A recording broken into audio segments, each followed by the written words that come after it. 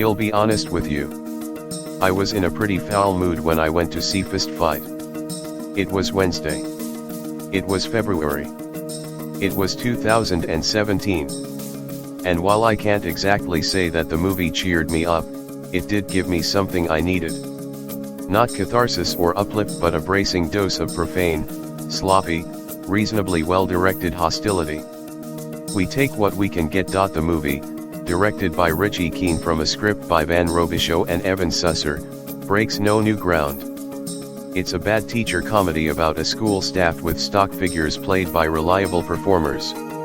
There's a grouchy principal, Dean Norris, a horny guidance counselor, Gillian Bell, a dweeby security guard, Kumail Nanjiani, a nutty football coach, Tracy Morgan, and a femme fatale French instructor, Christina Hendricks.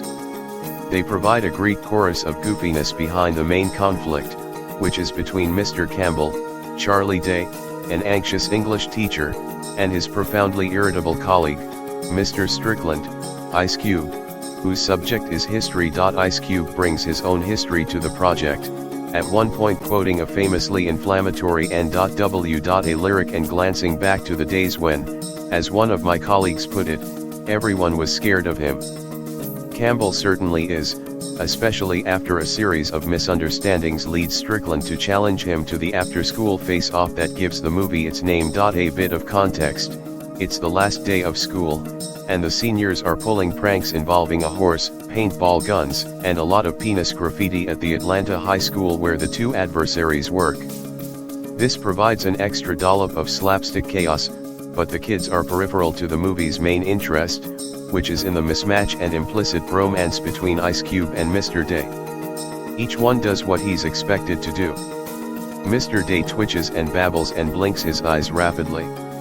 Ice Cube bellows and glowers and doesn't blink at all. There is an obvious racial dimension to their conflict, though Fist Fight tiptoes around it, winking and whispering, with typical big studio timidity. The most recent season of the HBO comedy Vice Principals came closer to touching the hot core of resentment in a southern public school setting.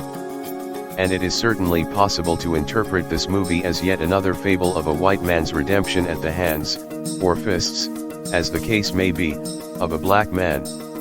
We know that Campbell has a young daughter, Alexa Sensen, and a pregnant wife, Joanna Garcia Swisher. We learn nothing at all about Strickland, except that he is the subject of wild legends among the student body. His job in the movie is to teach Campbell some hard lessons about being a man. All of which is fairly tiresome.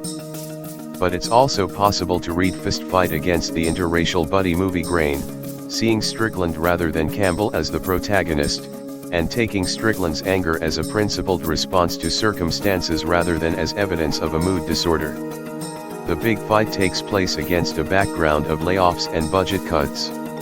The teachers are harassed by the students and undermined by the administration, yet they persist in the work of education. Strickland is an agent not of guilty racial fear but of righteous class consciousness. The lesson he imparts to Campbell is one of public sector workers' solidarity. By all evidence, he's a pretty good teacher, with good reason to stay mad. Which cheered me up, I must say.